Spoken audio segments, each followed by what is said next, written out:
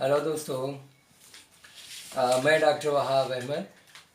अभी तक आपने जो मेरे वीडियो देखे होंगे वो बिल्कुल आम लाइफ स्टाइल में थे। और मैंने कई वीडियो अलग अलग सब्जेक्ट्स पे बनाए थे। कुछ पढ़ाई पे थे, कुछ बच्चों के खेल पे थे। आज मैं अपने एक टॉपिक पे बनाने जा रहा हूँ। ये मेरा पहला मेडिकल के ऊपर वीडियो होगा और फर्दर मैं आगे भी आप लोगों को बताऊंगा जो बेसिक चीज़ें होती हैं मेडिकल से रिलेटेड, जो आप लोग कभी फेस करते हैं घर पर या कभी क्लिनिक पे किसी की या हॉस्पिटल में। तो आप लोग उनको बेसिक चीज़ें मैं बताना चाहता हूँ जिनसे आपको घबराहट नहीं होगी और आप उन चीज़ों को खुद से कर सकेंगे। ठीक है, जैसे ये नेबुलाइजेशन मशीन है। आज हम नेबुलाइजेशन के ऊपर ये पूरा टॉपिक है, ये वीडियो बना रहे हैं कि नेबुलाइजेशन किसको कहते हैं, इसके बारे में हम समझेंगे और कैसे करते हैं इसके बारे में भी बात करेंगे। और इसमें पूरी चीज़ें हम आपको बताने की कोशिश करेंगे कि ऐसे क्या है। तो वीडियो शुरू करते हैं।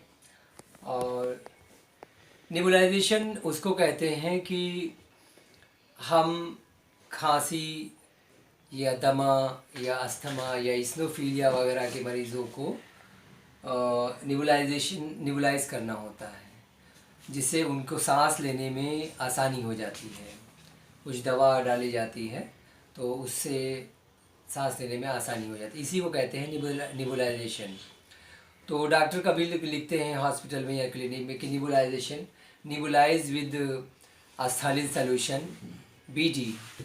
तो इसका मतलब ये हुआ कि नेबुलाइजेशन करना है एस्थालिन दवा से सुबह शाम। तो नेबुलाइजेशन अगर आपको मालूम है कि कैसे किया जाता है तो आप आसानी से इसको कर लेंगे।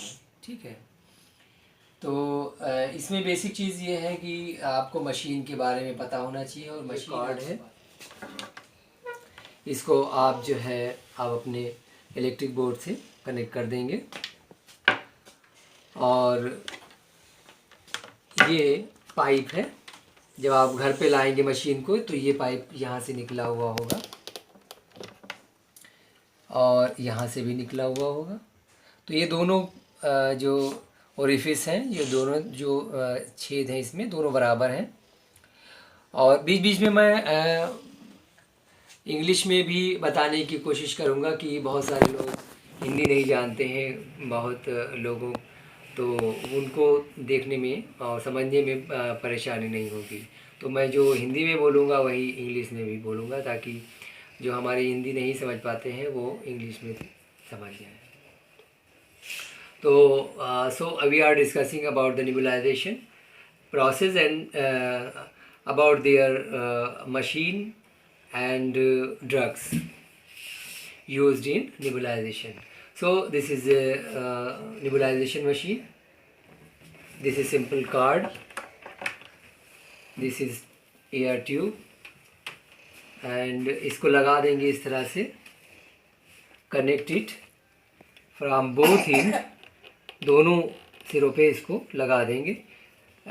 ये ऑन ऑफ स्विच है, this is on off switch and this is a air purifier filter.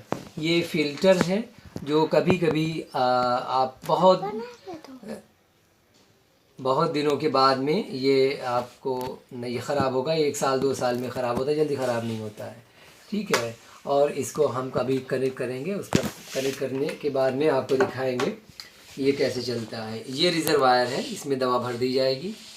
ठीक है, इसमें ये दवा है, इस तरह से देखेंगे। ठीक है, ये एस्थालिन रेस्प्यूल है, इसको बोलते हैं। और ये बॉडी कार्ड है रेस्प्यूल। ये अभी मैं बताऊंगा कि ये कब काम आती हैं दवाई पे। आप ये देख लीजिए कि ये इंजेक्शन के वाटर जैसा रहेगा। इसको ऐसे इसको तोड़ के और इसमें डालना है, केवल बस इसको डाल देना है इस दवाई को। ठीक है, रिमूव दिस कैप।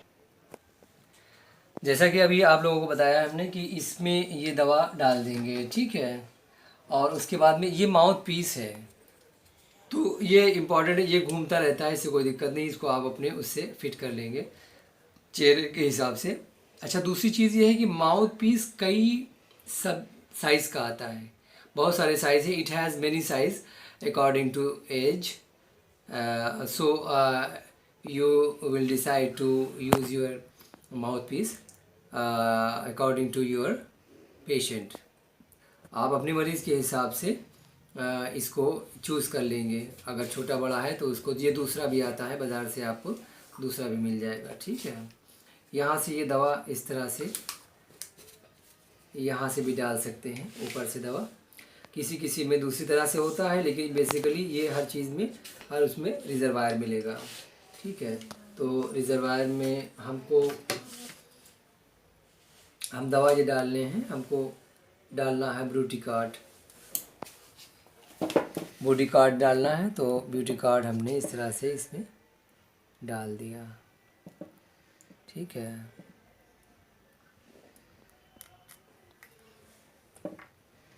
ये सारी दवा हमने इसमें डाल दी है, और इसमें डालने के बाद में ये बच्चों के ऊपर और बड़ों के ऊपर हम डिसाइड करेंगे कि हमको कितनी डोज उसको देनी है, ठीक है। और अभी पहले हम समझेंगे कि इसके डेफिनेशन समझेंगे, यूज़ समझेंगे, उसके बाद में हम अभी आपको डिमॉन्स्ट्रेट करके दिखाएंगे, इसको यहीं पे रख देंगे, ठीक है। और ये चलता कैसे है अभी हम चला के भी दिखाएंगे। तो ये निबुलाइजेशन को पहले हम समझते हैं कि इसकी डेफिनेशन क्या है। डेफिनेशन इसकी है कि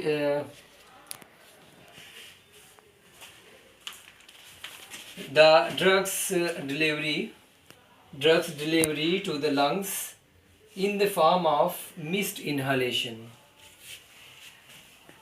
इसका मतलब ये है कि निबुलाइजेशन में ये ड्रग डिलीवरी करना है हमको, दवा को पहुंचाना है लंग्स में मिस्ट फॉर्म में। ये जो बनता है, इसमें जो भाप निकलता है, अभी देखेंगे आपकी किस तरह से भाप निकलता है। ये मिस्ट, इसको बोलते हैं मिस्ट फॉर्म। एरोसोल होते हैं जो पानी के बहुत महीन से कतरे होते हैं जो हवा में उड़ने लगते हैं और वो हमारे लंग्स में चले जाते हैं। इसका इस्तेमाल क्या है, तो ये है ड्रग्स डिलीवरी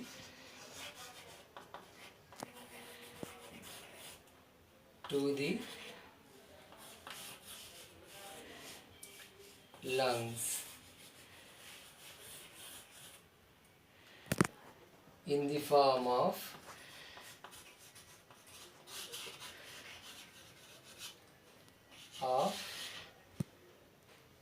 mist inhalation, ठीक है, इनहालेशन, ठीक है। ये मोटा मोटा आप समझेंगे, ठीक है। इसका यूज़ क्या है, यूज़ किस किन चीज़ों में किया जाएगा, यूज़ इसका है कफ में करते हैं। किसी को ज़्यादा खांसी आ रही है, अस्थमा है, अस्थमा का मरीज़ है, ठीक है। COPD एक बीमारी होती है, उसको आप बाद में समझेंगे, और लेकिन ये इसमें काम आता है, मैं ये बता रहा हूँ कि ये इसमें काम आता है। और अदर जो है रिस्पायरेटरी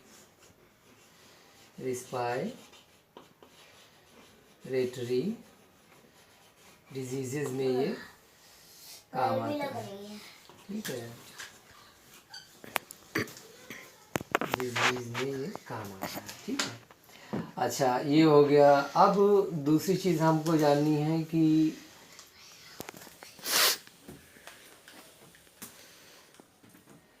इसमें कौन कौन सी ड्रग्स इस्तेमाल होती है, ये बहुत इम्पोर्टेंट है, ठीक है।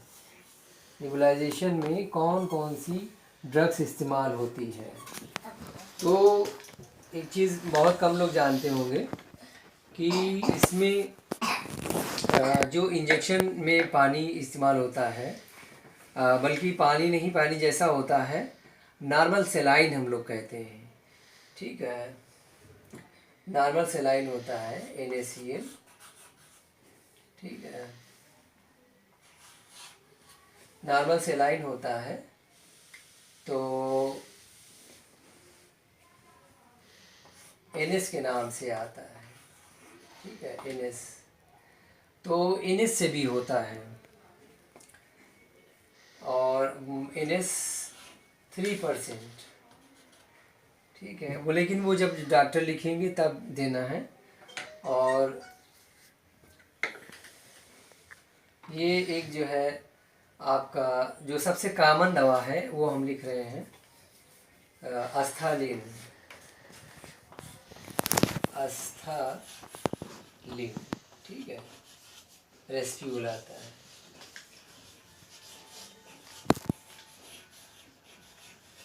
इसको रेस्प्यूल बोलते हैं। ठीक है, जैसे कैप्सूल होता है वैसे रेस्प्यूल है। तो कैप्सूल खाया जाता है, और रेस्प्यूल को, ये पानी होता है तो इसको इसमें डाला जाता है। सारे जो हमारे नेबुलाइजेशन में जितने भी वाटर ड्रग्स इस्तेमाल होते हैं सब रेस्प्यूल में होते हैं। जैसे ये हमारा दूसरा वाला जो है बॉडीगार्ड, ये गोल जैसा है, ये गोल दिखेगा आपको, ये बॉडीगार्ड के नाम से आता है। इसमें दवा दूसरी होती है, इसका दूसरा नाम है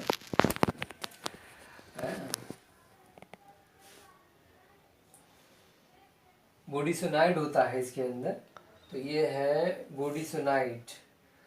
मैं ट्रेड नेम लिखता हूँ ताकि समझने में आसानी हो। बॉडीगार्ड, बॉडीगार्ड, ठीक है। रेस्प्यूल, ये भी रेस्प्यूल है। और डुआलिन, डुआलिन रेस्प्यूल, ठीक है, रेस्प्यूल ये भी है। अब हमको ये जानना भी ज़रूरी है कि इनके जो हमारा नेबुलाइजेशन है इससे साइड इफ़ेक्ट क्या हो सकते हैं। इसको ज़्यादा इस्तेमाल करने से, बार बार इस्तेमाल करने से हमें क्या दिक्कत हो सकती है। इसमें सबसे बड़ी जो दिक्कत ये है कि जो बेसिकली जो हम पहले आपको बता दें कि जो ड्रग्स होती है इसमें जो हम लोग दवा इस्तेमाल करते हैं वो बेसिकली दो ग्रुप की होती है। एक ग्रुप इसमें होता है ब्रांकोडायलेटर, ब्रांकोडायलेटर।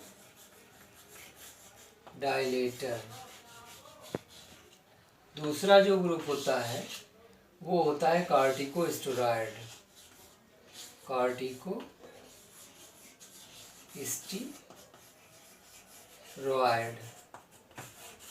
ठीक है।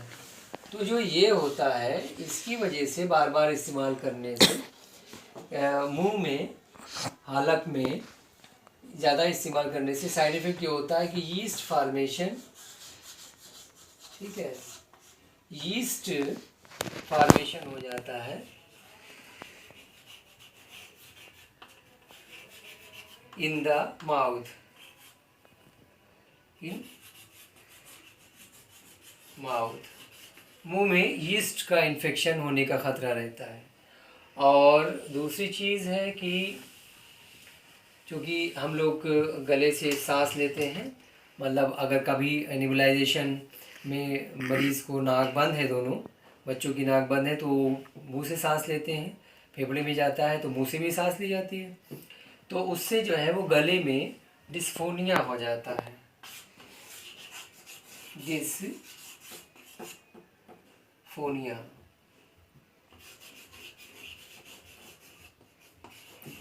ठीक है, डिस्फोनिया हो जाता है। डिस्फोनिया का मतलब है कि आवाज़ का बदल जाना, कुछ दिनों के लिए, एक दो दिन के लिए, 2-4 दिन के लिए, या हफ्ता भर के लिए भी हो सकता है, थोड़ा बढ़ भी सकता है। तो कॉर्टिकोस्टेरॉइड का इस्तेमाल डॉक्टर के अनुसार ही करेंगे।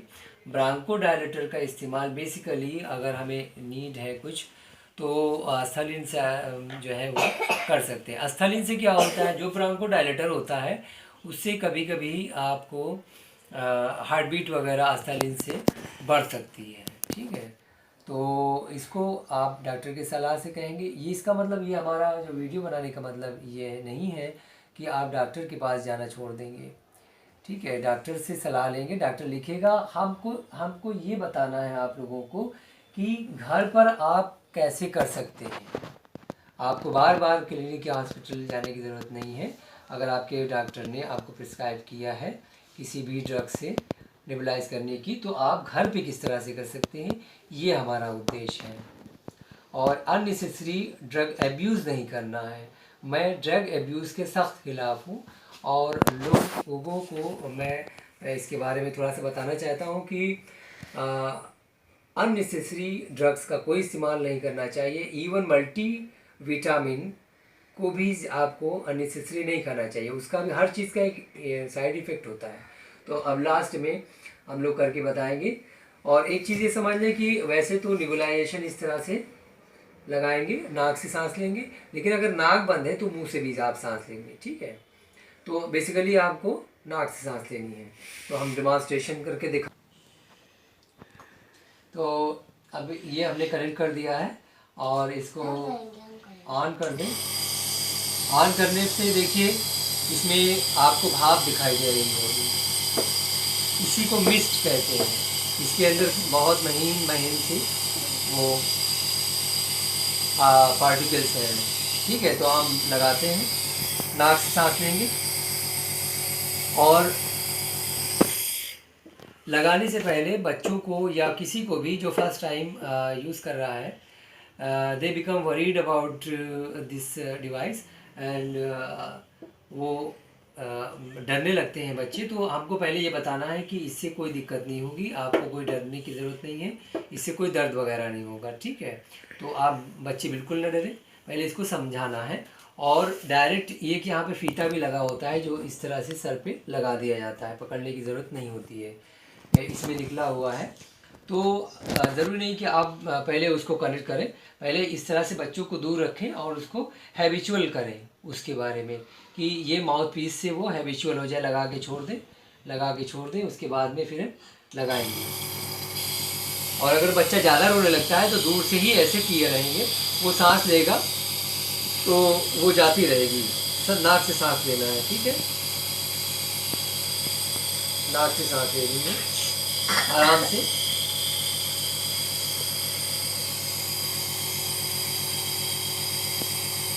तो इस तरह से बच्चा, कोई ज़रूरी नहीं है कि बहुत तेज़ी से सांस ली जाए, बहुत तेज़ सांस लेने की ज़रूरत नहीं है, और बस आराम से जैसे वो सांस लेते हैं उसी तरह से सांस लेंगे।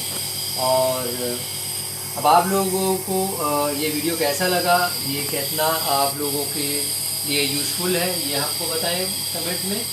और कोई अगर मशीन के बारे में, डिवाइस के बारे में क्यूरी करना है या ड्रग्स के बारे में क्यूरी करना है, अगर आप कुछ और जानना चाहते हैं तो हमें ज़रूर कमेंट करें और हमारे वीडियो को लाइक करें, शेयर करें और हमारे सब्सक्राइब का बटन ज़रूर दबाएं। थैंक यू, शुक्रिया, बाय बाय।